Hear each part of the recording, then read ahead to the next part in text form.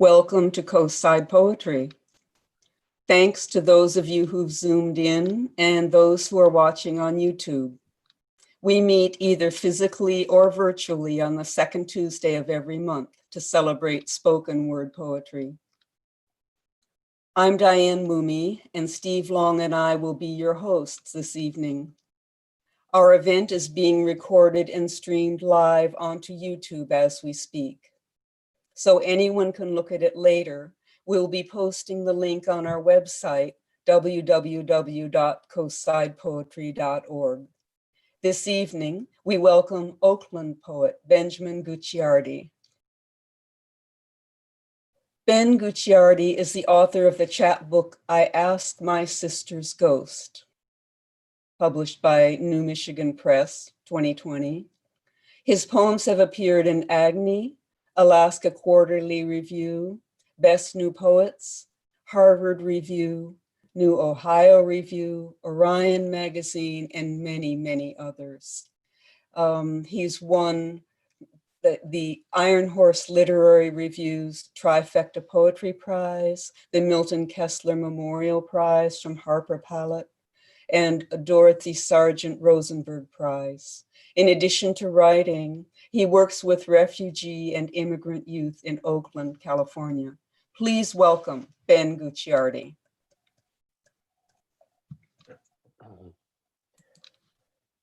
Thanks so much, Diane, and thank you so much, Steve and Diane, for having me. I had such a nice time reading in person at Coastside Poetry last year, and I grew up in San Francisco in the Outer Sunset, and I'm still a surfer, so it feels very near and dear to my heart to be in that part of the coast and to connect with people down that way who are also close to the ocean. So thank you all, and thank you all, friends, for coming. It's great to see some familiar faces. I wanted to start reading some new poems that I've been working on in the last couple months, and then I'll read from the chapbook that Diane mentioned. So I'm just gonna jump right into it with a first poem called "Little Accents," and this is a poem takes its title from a Kandinsky painting. And Kandinsky plays a role in the poem. Little Accents. Kandinsky, as the war raged on, turned away from severity towards a brighter palette. The lavishness of purple as Warsaw was reduced to rubble. Some poets moved to barren islands just to drop stones down old wells, living for the sound that rises after. We despise in others what we are ashamed of in ourselves. The last grove on fire, the biblical spread of the virus, and me paddling out at the point break, practicing trimeter. Little accents, wild iris under redwood in the rain. I kneel to touch the brushwork.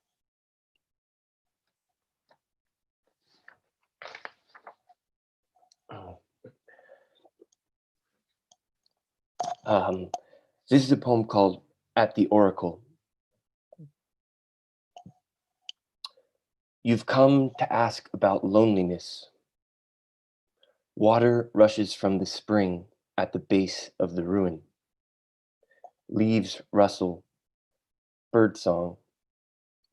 All these years of wind have shaped the stone.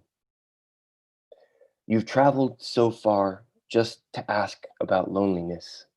Then you sit with your notebook beneath the wild figs which never ripen, writing your own answers. You know the prescriptions. The whole is loved only by loving the parts. Let fear dissolve. Now trust walks in. You've tried them all. A dragonfly lands on the catchment. You wait for the question to become a question. Count 43 stripes on 4 translucent wings.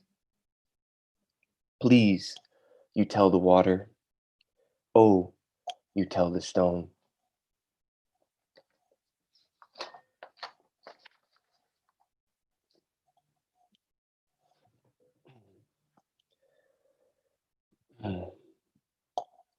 This is a poem called Birthday Party on the Shoreline Beneath the Refinery. And this is set in Richmond, here in Richmond, California. At last, our piñata yields to the slugger. The Smarties and jawbreakers strewn in the leaves are less coveted than the crisp dollar bills and the Casio watches telling the wrong time. This golden state, this good, mild winter. Hanan uncovers the lamb from the foil. I entertain her uncles with my 30 words of Arabic. The bay is an untaken dare, and the stones are not flat enough to skip. The American-born boy holds a bouquet of Tootsie Pops above his head like a torch.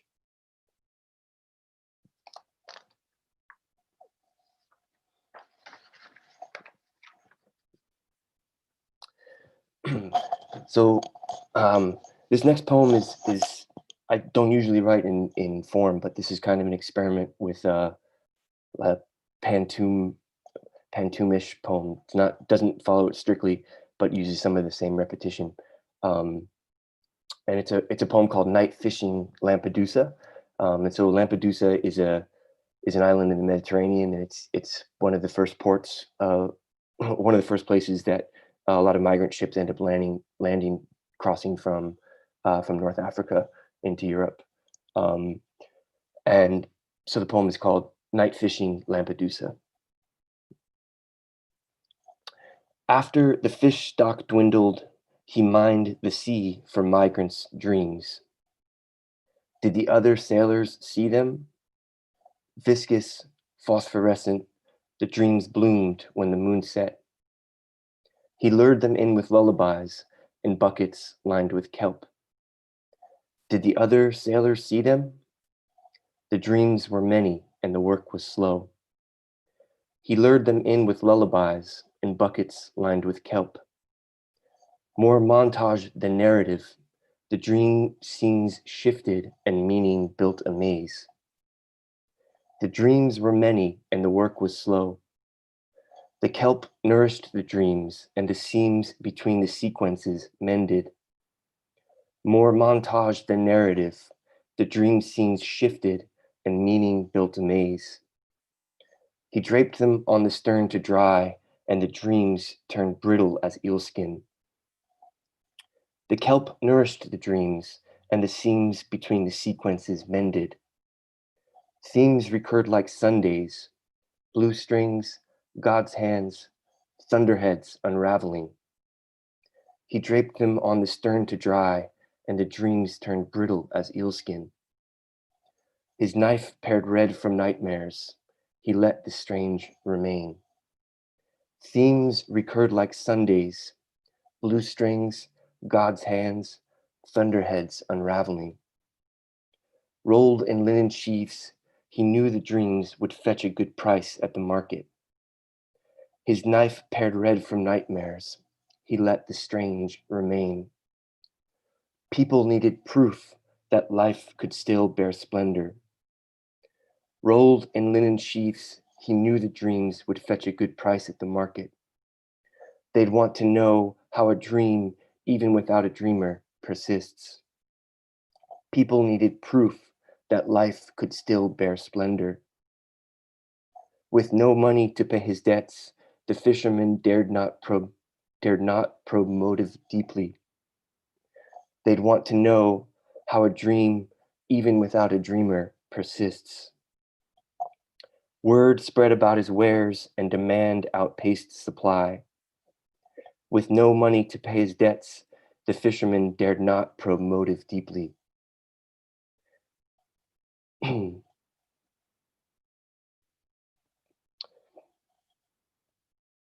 He never liked to club the swordfish either. Word spread about his wares and demand outpaced supply. Farmers left lamb shanks and melons on his boat to curry favor. He never liked to club the swordfish either. For efficiency, he forwent the linen sheaths and reduced the span of capture. Farmers left lamb shanks and melons on his boat to curry favor. In the newspaper, a patron praised her purchase stream. For efficiency, he forwent the linen sheaves and reduced the span of capture. No one asked about the ethics of his harvest. In the newspaper, a patron praised her purchase stream. Home was a color, a field where space and time resolved. No one asked about the ethics of his harvest. No migrant was interviewed about life, or the fisherman, or the nature of dreams. Home was a color, a field where space and time resolved. Did the other sailors see them? No migrant was interviewed about life, or the fisherman, or the nature of dreams. More montage than narrative, the dream scenes shifted and meaning built its maze.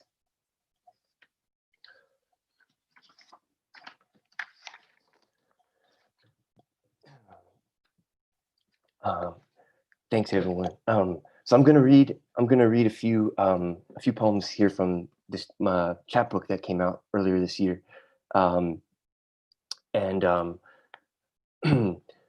lot of these poems are in conversation with my sister, who passed away when I was 22 and she was 26, and are just kind of processing some of those feelings, and so a little bit heavy, but I'll I'll just start. I'll just start. The first poem I want to read is called "Advice for Pallbearers."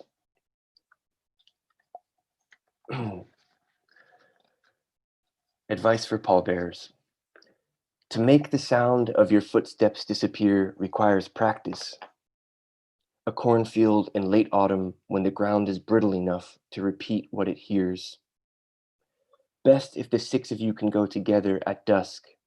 Find a barn owl. A corn crow will do. See how close you can get before the bird startles. Observe the interaction of air and wing. Before you handle the casket, borrow your mother's finest crystal vase.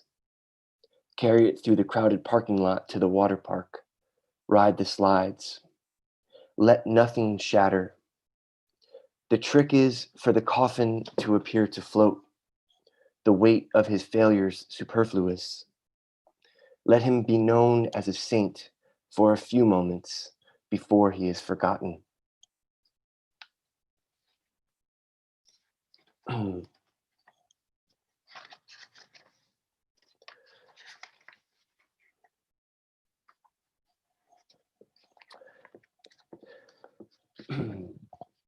This is a poem called Looking for Chanterelles in the Oakland Hills.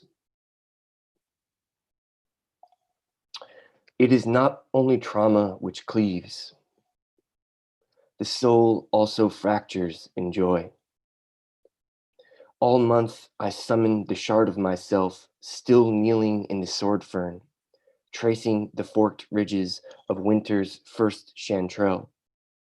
But it won't leave the scent, soil pinched with pepper, apricot, to return to the city, where another piece of me mutters under the overpass, looking for a fix. Sometimes when I plead for my fragments to join, I hear my mother's voice calling her dead daughter home. Slow down, my friend insists, off trail in deep woods. They're easy to miss. Rain spills from my cap as I scour the chaparral, bending to buckeye roots, digging through duff. There, flesh worthy of the name, chanterelle. I remove the veil of mud as if it were lace. I splinter when my fingers slip the stem from loam.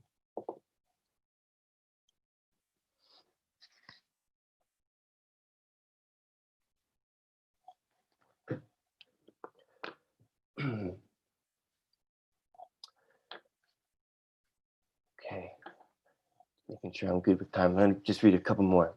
Um, so these next few are a series of poems I Ask My Sister's Ghost, and it's what the chapbook is named after. This first one is, I ask my sister's ghost how her days are now. Do you remember those picture books where the illustrator removes the outer wall of a jumbo jet to show children where luggage goes? How the pilot's levers connect to wings? Where cross-section diagrams reveal the way smoke escapes through stacks in a sugar factory, the 400 yellow-tipped missiles a warship's hull can hold? And how, in some diagrams, you could find a bathroom in the schema, and a nail-sized man with blue pants around his ankles reading the paper while quietly shitting. I feel just like that man now, doing my business, everyone oblivious to my presence. And if, by chance, they see me, they chuckle, as if my lone role is to make light of the pain on the pilot's face, the underpaid laborers threshing cane, the Marines playing ping pong as the turrets open and we rain down hellfire on the next village where the word for beauty sounds just like the word for camel, and the phrase I borrowed sometimes means I burned. um,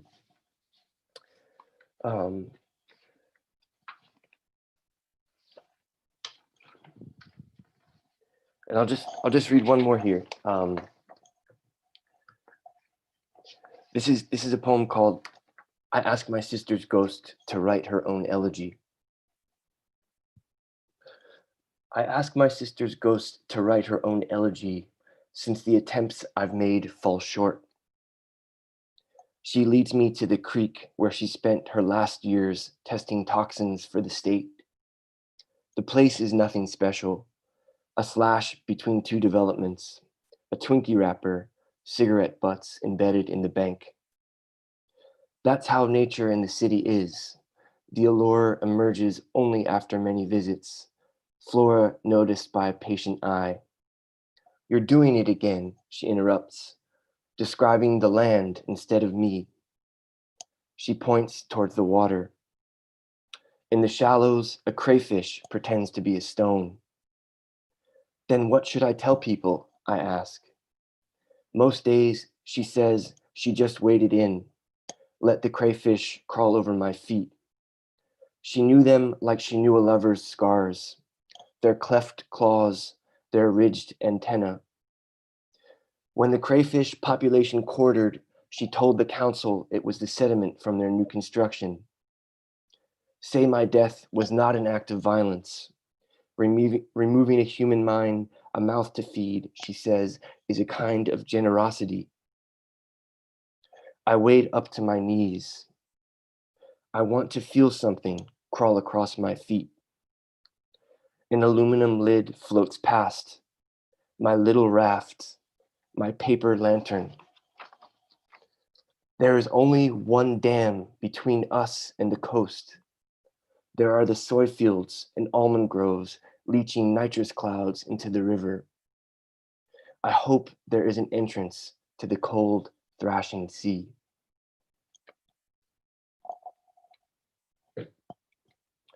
So yeah, I'll leave it there and really look forward to hearing everybody else read. One of my favorite parts of being there in person was just getting to hear all the different things people were thinking about and what was in their hearts. So thank you all so much for coming and listening, and truly appreciate it. It's an honor to read with you all. Thank you so much. And let's just take a couple minutes for anyone who would like to unmute themselves and say anything. There are wonderful things in the chat, and I hope you get a chance to read the chat, Ben. And anyone like to say anything now? Ben, you're an inspiration. Thank you so much. Yeah, you're part of the reason that I'm taking so many classes right now. Just try to. Thanks so much for saying that, Phyllis. No, it's the truth. Yeah, thank you. Went right into the heart. I agree, Ben, and it was so great to hear some new poems since you read at Rivertown. So I love the new ones, especially. Thank you. All wonderful. Yeah, thanks so much, Sandy. So great to see you. Yeah. Oh, that's right. You read at Rivertown a couple of months ago, didn't you? Yeah, that was wonderful. Mm.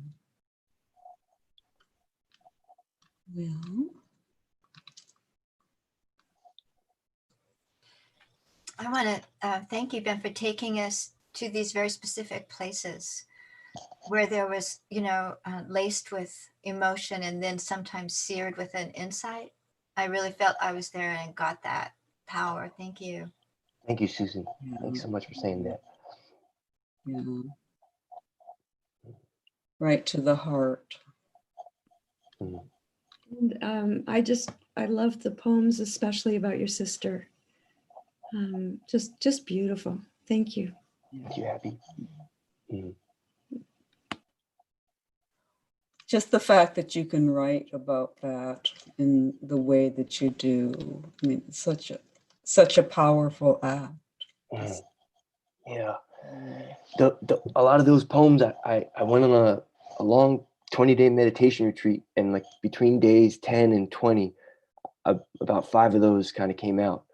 And it was, yeah, I mean, they weren't totally finished. I had to work on them a bunch after, but kind of the seeds for what they might be, and that idea of, it felt very real having that conversation with her. And yeah, it's just, I've learned a lot from those poems. It's felt like I've been closer to her than, closer to her in the writing of those poems than I've been able to feel to her since she passed away. And I think that's one of the gifts that poetry can offer us, is that ability to transcend the temporal and the location. It doesn't matter. We can go back to the experiences of being children. We can go back to things that we don't know, and we can really be there. And I think that's why I like to write poetry, is it feels like I'm able to, Susan, to your point, to go back to these other places where I've been, and a year after going mushroom hunting, you can go back to that day and still feel like you're there. It kind of invites that type of reflection. So for me, that's what keeps me writing and keeps the practice interesting, to really be able to move through time and space in non-ordinary ways, which feels truer to me than than maybe the way that we usually conceive of ourselves moving.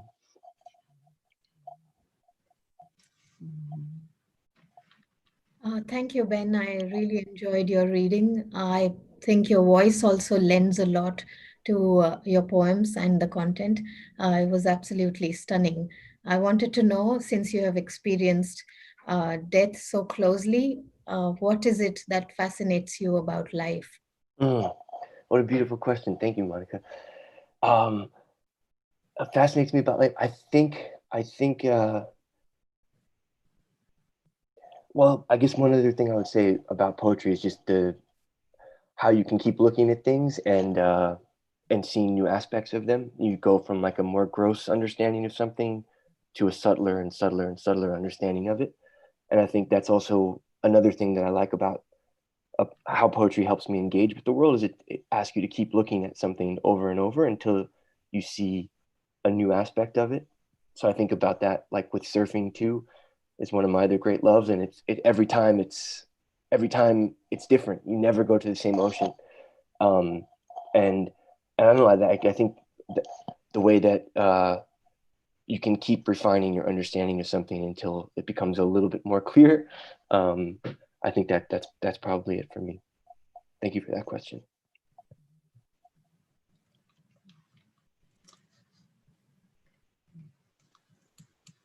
Well, thanks again so much, Ben. Oh, it's my pleasure. Thank you, Diane. We're going to stop recording now. And those of you in the Zoom room, please stay online if you'd like to take part in the open mic. Thanks to all our YouTube listeners. Please tune in for our next regular Co-Side Poetry event on Tuesday, December 10th, when we'll welcome El Cerrito Poet Laureate Emerita Ma Shine Win. That brings us to the end of tonight's program. Thanks so much for joining us at Co-Side Poetry and for helping to keep